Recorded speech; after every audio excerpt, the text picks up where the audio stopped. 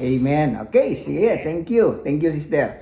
Ngayon, umpisan natin yung lesson natin, the significance of baptism to salvation based on, okay, Colossians 2:11 to 13. Tayo ngayon. Okay, ito na yung ikatlong verse na ginamit natin to prove that salvation or baptism has something to do with salvation. Okay, yung una, yung Matthew chapter 28:19 to 20. Yun yung tinatawag na, alam nyo pa ba naaalala nyo pa ba yung Matthew chapter 28? Yun ang tinatawag na Great, Commission. Okay, the Great Commission. Yan. And then, ikalawa na verse na ginamit natin ay from Acts chapter 2 verse Acts 2:38. Yun ay sagot ni Apostle Paul nung tinanong nila anong dapat naming gawin. And then Apostle Paul said that, anong sabi niya? Repent and be baptized, every one of you, in the name of Jesus Christ, for the remission of your sins or forgiveness of your sins, and you shall receive the gift of the Holy Spirit. Ayan, yun ang napag-aralan natin. Ngayon, itong ikatlong verse, sa palagay ko, ito na yung ikatlo at huli. Kasi marami pang verse Ang dami pang verse. Pero matatagalan tayo kung lahat-lahat gamitin natin. Kaya itong Colossians 2:11 to 13 kasi napakahalagang verse ito, napakaliwanag. Kung ano ba ang significance ng baptism to salvation. But before that, gusto kong ipaliwanag sa inyo yung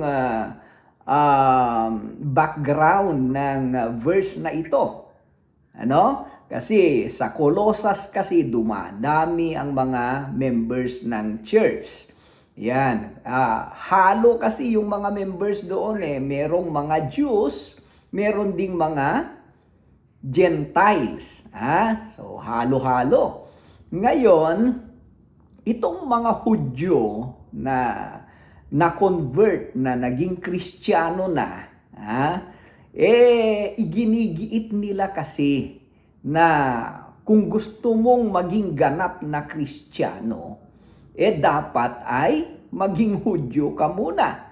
Kasi nasa kanila pa yung concept na ang mga Hudyo kasi sila yung mga chosen people of God. Kaya kung ikaw ay hentil at gusto mong maging chosen din at maliligtas, maging ganap na Kristiyano, kailangan magpa-convert ka muna na maging Hudyo. Pero merong requirement yon, mabigat. Una, dapat ikaw ay yung circumcise. Yan. So, mag-circumcise ka muna at pagkatapos, sundin mo yung mga Old Testament laws. Yon. Kaya, sabi ni Apostle Paul dito sa Colossians, kasi ang tema ng Colossians chapter 2 is about the supremacy and the sufficiency of Christ.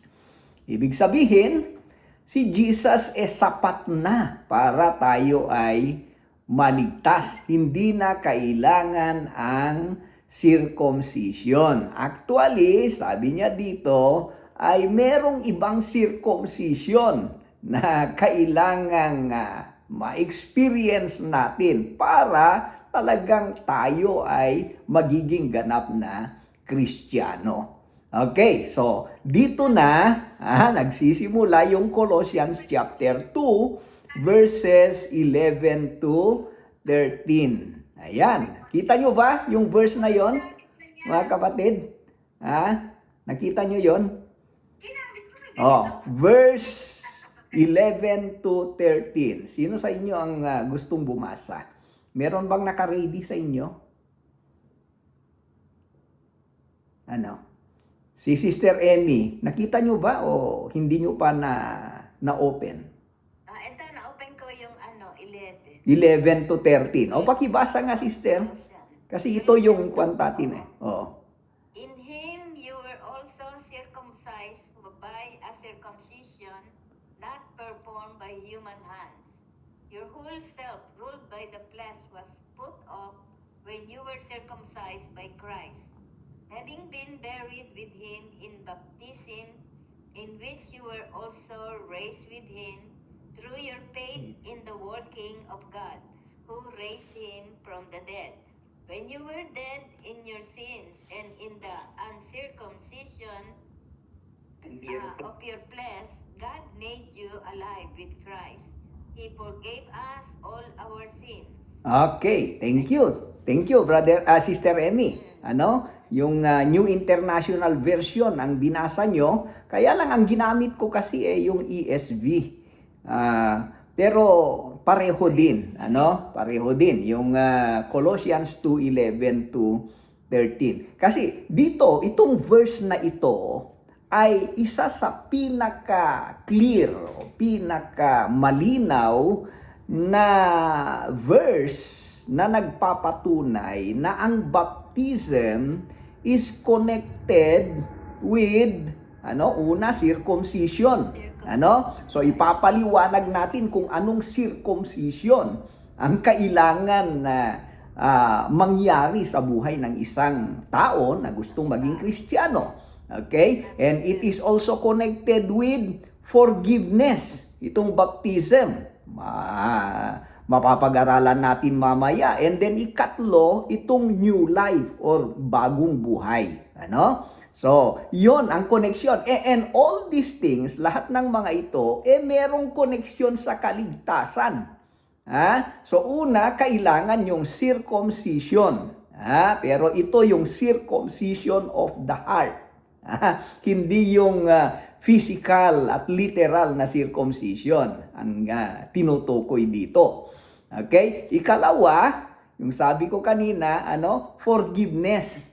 There is that baptism has something to do with forgiveness.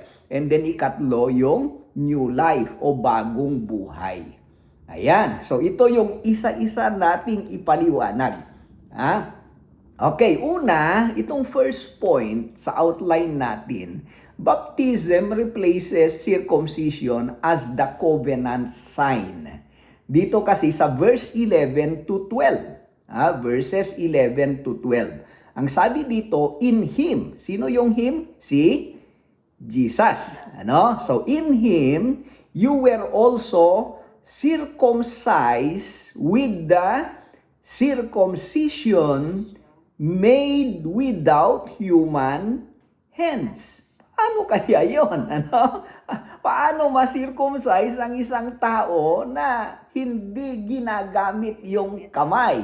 Yun. So, by putting off the body of flesh by the circumcision of Christ, having been buried with Him in baptism, in which you were also raised with Him through faith. Okay, papaliwanag natin. Pero bago natin ipaliwanag yung mismong verse na yon, pag-usapan muna natin kasi merong connection ito sa Old Testament. Specifically yung Old Covenant.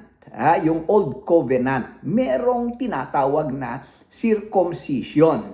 Actually, even before the law was given. Bago binigay yung law of Moses, ang Diyos, sinabi na niya kay Abraham. Abraham. So, Abraham was before Moses. Siya ang father of faith, sabi natin. Sinabi ng Diyos kay Abraham na dapat magpatuli siya. At lahat ng mga lalaki sa kanyang sambahayan, kanyang household dapat magpatuli. Bakit? Kasi sabi niya doon sa Genesis 17 verses 9 to 14, ito daw ang sign. Ito yung palatandaan ng covenant between God and Abraham together with his household. Okay? So yun ang gusto ng Diyos na palatandaan. Ayan. So, at hindi natin pwedeng baguhin. Ha? So this kind of circumcision was literal. In other words, it was performed by human hands. Okay. So, in other words, this is applied to physical body. Ha? Pero ang purpose is to identify themselves that they belong to God. They belong to God. Na sila ay pag-aari ng Diyos. So that was in the Old Testament. Ngayon, nung panahon ni Moses, talagang ipinag-utos ng Diyos sa lahat ng mga Israelites, sa lahat ng mga Hudyo. No, not Hudyo, hindi lang Hudyo, mga Israelites. Kasi pag Hudyo, sabi natin mga yung Juda lang yun eh. Lahat ng mga Israelites na kailangan mag-circumcise sila, mga lalaki. So, dapat magpa-circumcise sila kasi yun ang sign ng covenant na sila ay they already enter into the covenant with God. Okay? So, ibig sabihin sila ay mga tao na ng Diyos, sila ay pag-aari na ng Diyos. Okay? So, it was really talagang napaka halaga na habilin yon na kailangan. It was a must. Actually, 'di ba?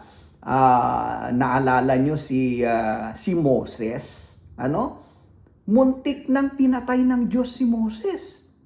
Alam nyo ba kung bakit? Kasi hindi niya sinircumcise yung mga anak niya. Hindi niya sinircumcise. Kaya nung sinabi ng Diyos na kailangan, kasi muntik nang patayin ng Diyos si Moses sinircumcise ni Moses yung mga anak niya. Kaya talagang this was a very talagang importante ito na kailangan gawin ng mga tao sa Old Testament. Pero sa Old Testament, in connection with circumcision, dito sa Deuteronomy chapter 30 verse 6, Deuteronomy chapter 30 verse 6, it was prophesied in the Old Testament. It was prophesied. Anong sabi niya? Tingnan nyo, pakinggan nyo. Ang sabi dito, the Lord your God will circumcise your hearts. Ano daw ang isi-circumcise? Your hearts.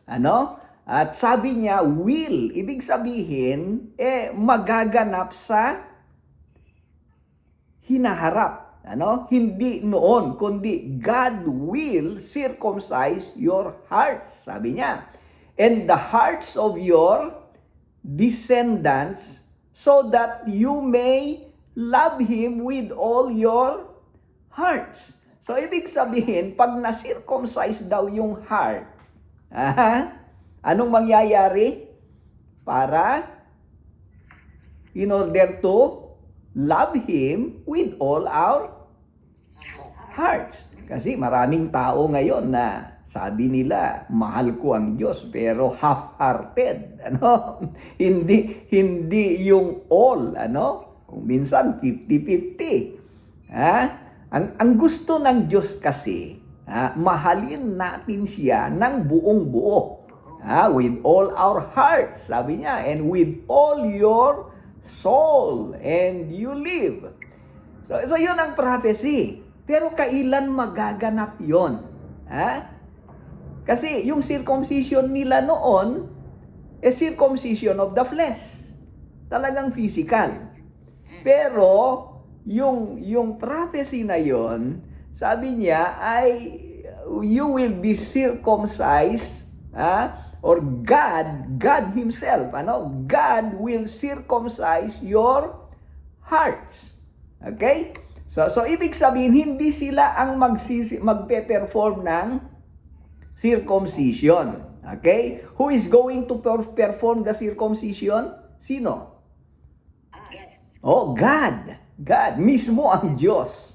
Okay, ngayon, pagpunta natin dito sa New Testament, sa New Covenant, sinabi ni Apostle Paul dito that the circumcision na kailangan mangyari sa atin is the circumcision made without hands. O, yun yung sabi natin kanina. Hindi na kamay.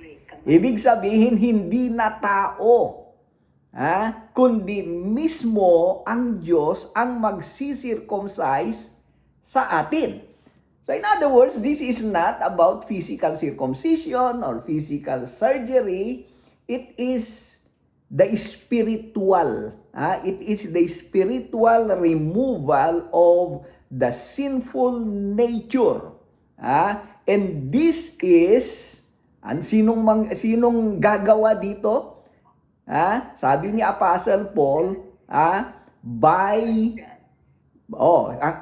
ang ginamit kasi dito Christ, si Jesus Christ. Sabagay si Jesus Christ, God, By God, by Christ. Mismo daw, si Jesus ang magsisircumcise sa ating puso. Yan. Okay. Bakit ba? Ano ba ang ang significance ng circumcision? Like in the Old Testament, bakit circumcision kaya? Bakit hindi na lang yung mas madali sana? Like for example, magpanata na lang. Panatang hindi makabayan, magpanata na ako ay magiging loyal, faithful sa inyo.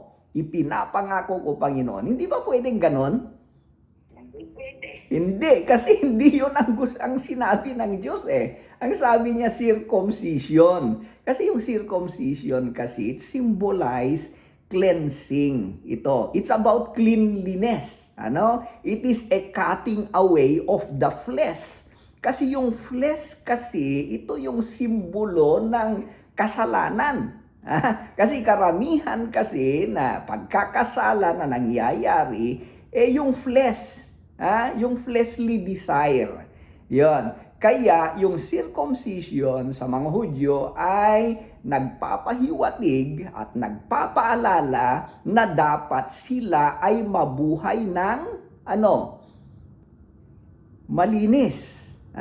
Mabuhay sila ng malinis. That's why circumcision represents cleanliness. Ayan, cleanliness.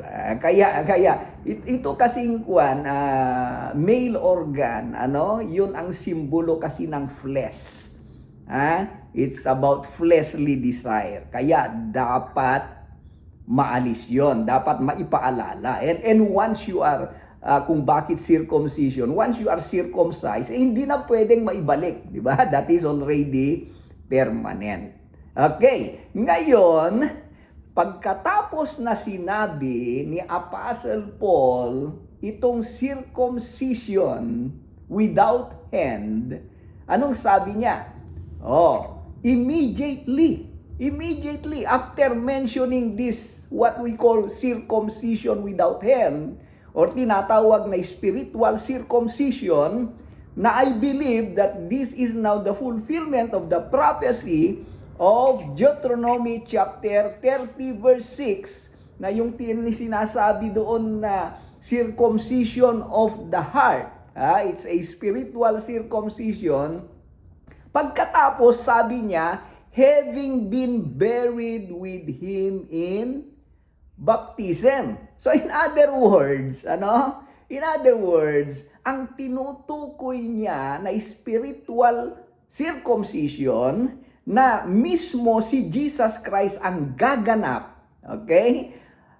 ay walang iba kundi, baptism. Baptism. Kasi sabi niya, pagkatapos na nanggit niya yung circumcision and then idinugtong niya, having been buried with him in baptism.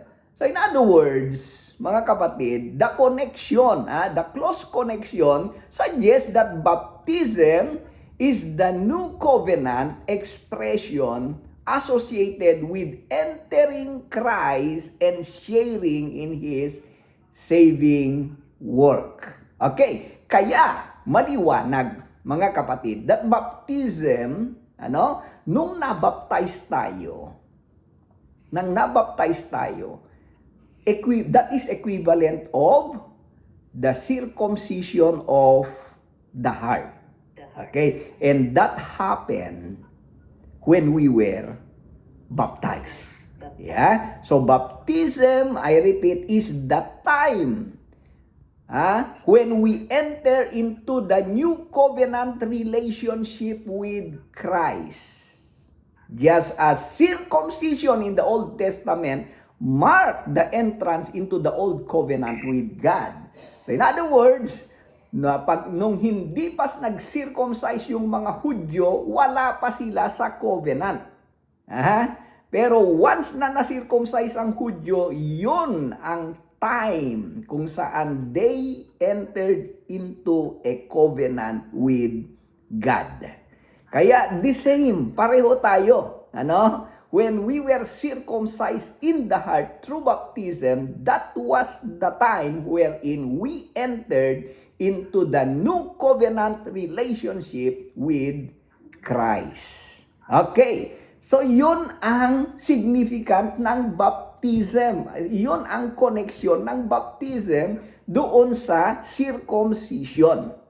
Pero yung circumcision doon na nangyari sa atin, it was not a literal or physical circumcision, kundi it was a spiritual circumcision which was called, anong tawag doon? Circumcision of the heart. Okay? Para anong gusto ng Diyos kasi na mangyari sa atin? Kasi once our heart is circumcised, yon, ang mangyayari doon, we need to love God with all our hearts. Yan. Kaya pag nabaptize tayo, naipaalala sa atin na wala tayong ibang iibigin ng buong puso, kundi ang Diyos. Okay. Now, ikalawa, second point ni Apostle Paul dito sa verse na ito. Itong baptism, baptism unites us, bilang believers, with, alam nyo ba kung ano ang mangyayari the moment we were baptized? The moment we were baptized, we were united with,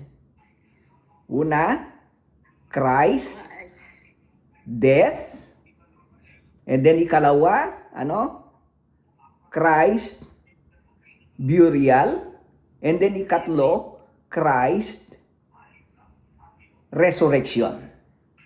Okay? So, tatlo. So, when we were baptized, we were united with Christ's death, Christ's burial, and Christ's resurrection. Alam nyo ba ito? Anong tawag dito? That Christ died, He was buried, and He was resurrected.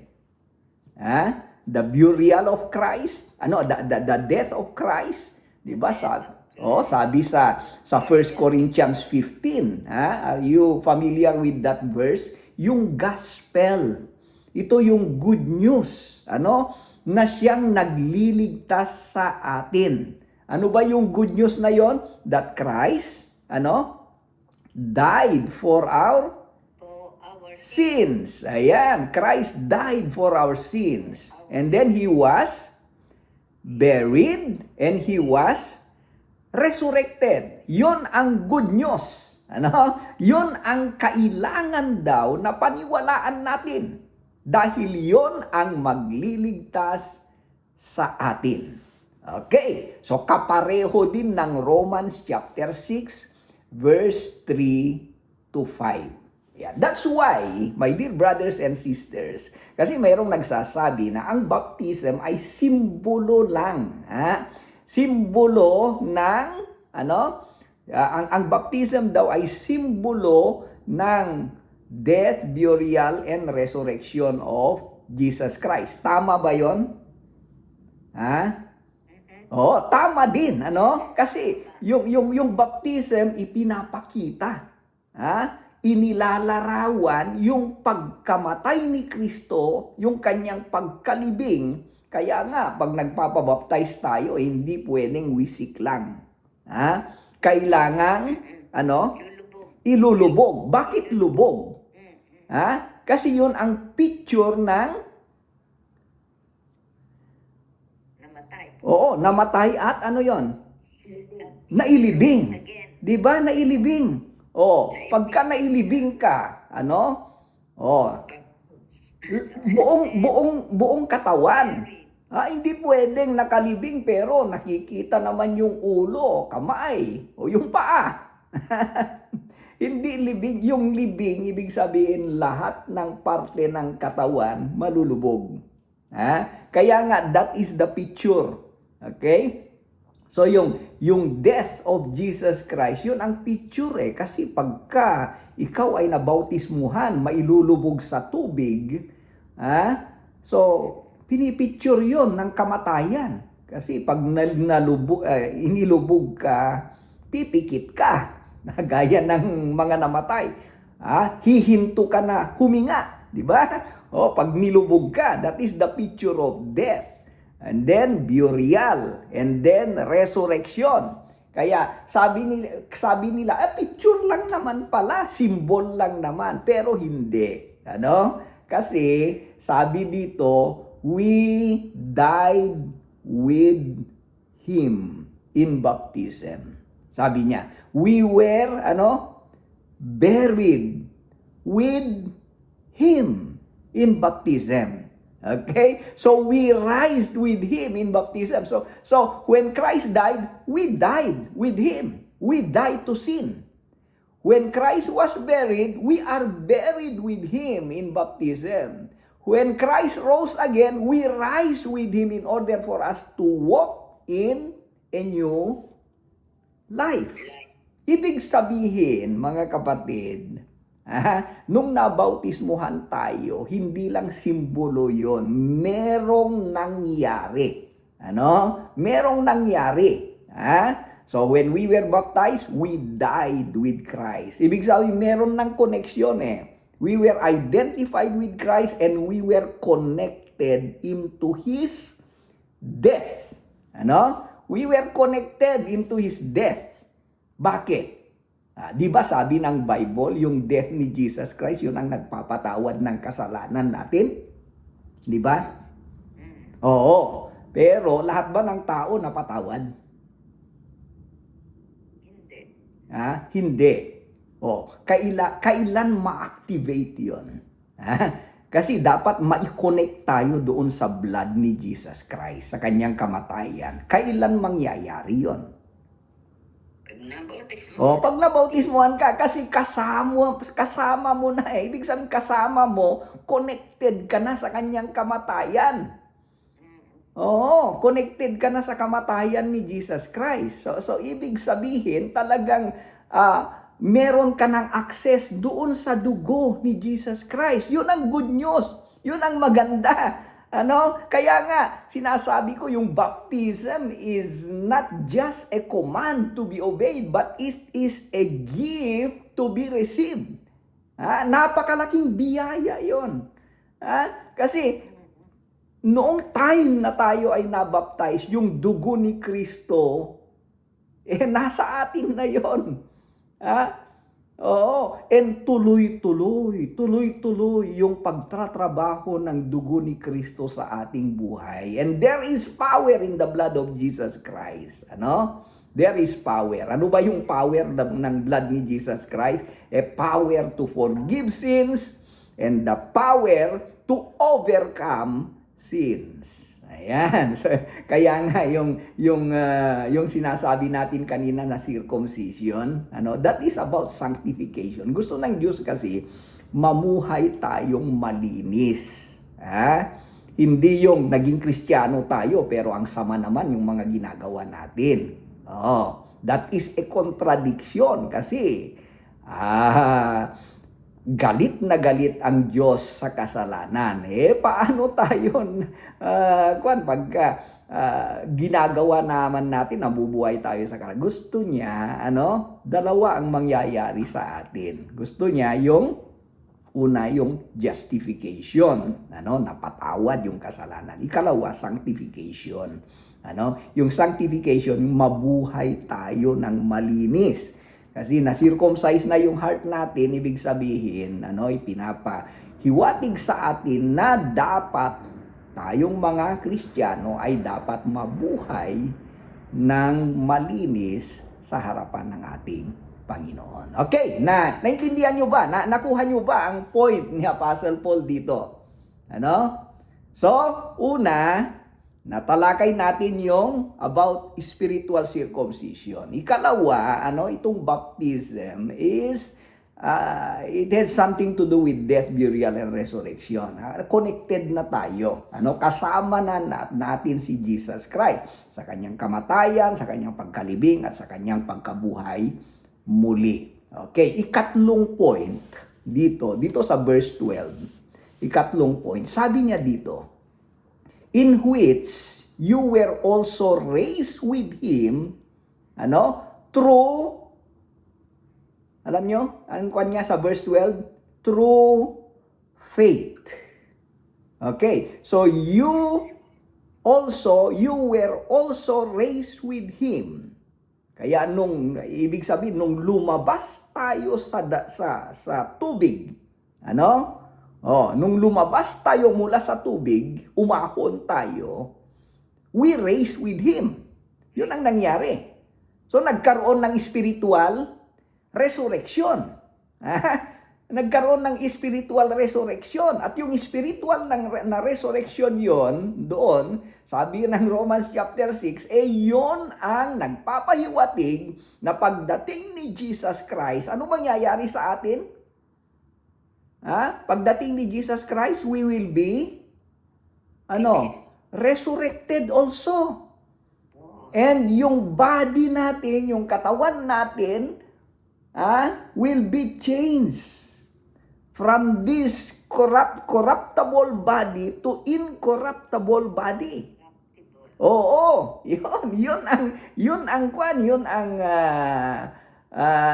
assurance. Na when we were baptized, we raised with Christ, and then on the second coming, we will raise also from the grave. Ayun, ngayon, pero merong kalakip dito. Sabi niya, we raised with Him through faith. Okay? Through faith. Ayan. So, we raised with Him through faith in the powerful working of God. So, that is the emphasis. Yung emphasis doon. Kaya nga, ang baptism, kasama ang ang baptism dapat kasama ang faith. Kasama ang faith. Diba? Kaya nga sa Mark 16:16 sabi niya, he that believe and is baptized. Ayan. Kasama dapat ang faith. Oo. Anong faith yon? It is the faith in the powerful working of God. Ayan. It is the faith in the powerful working of God. Kaya, pag nagbaptize ang tao, ang isang tao, pero wala naman siyang faith. Wala rin. Wala rin. Empty. Fake yon, hindi faith. Kaya dapat, pag nagbaptize yung tao, dapat meron siyang faith. Ayan. Okay. Pero ang sabi naman ng mga iba, pwede na yung faith na lang, kahit walang baptism. No. Pwede rin ba? Kasi sabi daw, true faith. So, ibig sabihin, kahit wala ng baptism, basta meron kang faith. Sabi true faith. Yon. Sabi nila yon. Pero hindi yon ang sabi ng Biblia. Diyos. Oo, kaya nga merong nag-attend ng Bible study noon, yun ang ginigiit nila. Faith pala eh. Yan ang importante, faith. Hindi baptism. Yun ang sinasabi niya. Kaya sinabi ko naman sa kanya, who gave us the authority to remove baptism? Sinong nagbigay sa atin ng kapangyarihan na alisin yung baptism? Kasi ang pinag-uusapan dito, baptism. Pinag-uusapan. Ang subject dito is baptism. Kaya faith and baptism, magkasama ito. Hindi pwedeng baptism lang, hindi rin pwedeng faith lang. So dapat faith and baptism. They need to be joined together, in order to have salvation. Yan. Faith in the powerful working of God. Yan. I-explain natin mamaya yung powerful working of God. Pero bago yon, sabi niya dito sa verse 13. Dito sa verse 13, sabi niya, God made you alive together. Yun nga, yung umahon na tayo, kasama natin si Jesus sa kanyang pag-resurrect. Then sabi niya, God made you alive together with Him, with Christ. Having, forgiven us all our sins. Ilang kasalanan ang pinatawad niya? Lahat. Sabi niya, hindi lang iba, hindi lang iilan, kundi lahat. Kasi in order to go to heaven, dapat wala kang dala-dalang kasalanan. Kasi hindi pwedeng makapunta sa langit yung tao na may kasalanan. Kailangan maalis lahat. Kailangan wala. Kailangan wala. Paano magiging wala? Ayun nga. When we were made alive together, ito yung tinatawag na regeneration. Or tinatawag na born again. Ayun, born again kasi nabuhay ka na muli. Yan. You are alive again kasi patay yung natin noon yung spirit natin, yung spiritual life natin patay noon. But because of Jesus Christ, when we got baptized and we raised with Him, sabi ng verse 13, God made you alive together with Him, having forgiven us all. Sabi niya, all. Hindi lang many. All our sins. Ayan. That's why Paul reminds us that we were spiritually dead. We were separated from God because of sins. But when we were baptized with faith, nung tayo ay nabuhay na kasama ni Kristo, sabi niya doon, all our sins were forgiven. So, ibig sabihin, bagong-bago na tayo. Nagkaroon na tayo ng bagong buhay. Ayan. So this is not teaching, hindi natin, kasi ang sabi nila na, ang tinuturo ng mga Church of Christ, baptism daw ang nagpapatawad. Hindi yon ang tinuturo natin, This is not that's not our teaching, Hindi yung water baptism itself forgives sin. Rather, it shows that in God's saving work, with faith, yung baptism ay connected with the believer's union with Christ, through whom forgiveness and new life are received. Ayan, ngayon, ito na yung last point ni Apostle Paul dito. Yung last point. Ano? Kasi sabi nila, yung baptism, work yun eh. Totoo ba? Ha? Yung baptism is work. Kaya sabi nila, because baptism is work, walang kinalaman sa kaligtasan. Pero anong sabi ni Apostle Paul dito? Ha? Anong sabi niya? Anong sabi niya? Sa verse 12 yata yon. Baptism through faith. Anong tuloy doon? In the working of God. O sinong nagtrabaho sa baptism? Tayo ba o Diyos? Diyos ang nagtrabaho, kaya nga sabi natin kanina, yung circumcision of the heart performed by God. Ang Diyos ang nagtrabaho sa baptism. Ang nangyari lang sa atin, lumubog. Ano? Pero ano talaga ang nangyari sa baptism? Ang nangyari sa baptism is, forgiveness of sins. Ayan. Who forgave our sins? Tayo ba? Hindi. Diyos. That's why God was the one working in baptism. Kaya doon sa Greek, ang emphasis doon, yung salitang God's work. Sa Greek word, enerhiya. Parang energy. Yung energy na yon galing sa Diyos, hindi sa atin. That's why ang emphasis dito in baptism, we do not save ourselves. Okay? It was not a work done by us, but it is a grace work done by God. Okay? What did we do? We just respond in faith. Nag-respond lang tayo. Pero ang talagang nagtrabaho doon sa baptism, according to Apostle Paul, Diyos.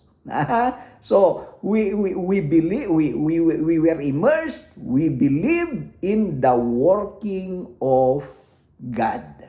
Yan. So, kapareho ng example natin, like si Naaman, anong utos ng Diyos sa kanya? You need to be, si Naaman, dapat lulubog ka, pupunta ka doon sa Jordan River. Ilang beses nalulubog siya? 7 times. 7 times. Dapat lulubog. Yung paglubog ba niya, yun ba ang nakagamot sa kanya? Yung paglubog niya sa tubig? Actually, hindi yun Hindi yung water, Pero yon ay dahil sa kanyang, obedience. Obedience at pananampalataya. Nag-obey siya. Kaya, he was healed. Diba? Hindi yung tubig. Kasi ang daming tubig pero nag-obey siya. Bakit sa Jordan pa? Yun ang sabi ng Diyos. Bakit natin babaguhin? Kasi ang tao ngayon mahilig baguhin yung gusto ng Diyos Baguhin nila yung instruction ng Diyos. Gusto nila alisin yung mga ibang gusto ng Diyos. Hindi pwede. Kung ano yung gusto ng Diyos, dapat yon ang gawin natin. Yung mga Israelites, nung gumuho yung Jericho, nung nakipaglaban sila sa Jericho, anong ginawa nila? They just marched around Jericho. They marched. Yung pagmarcha ba nila, yun ba ang gumuho sa Jericho? Hindi. It was their obedience, yung response nila sa utos ng Diyos. Ganun din ang baptism. It is an act of faith in which God accomplishes what He has promised. That's why I always say, pagka tinuturo ko itong baptism, a baptism is not just a command to be obeyed, but it is more. It is more than a command. It is a promise. It is a promise to be received. Anong promise yon? Forgiveness of sins. As well as the gift of the Holy Spirit. Yon. Kaya, napaka-importante yon. That's why, And then, tingnan ninyo yung mga passages.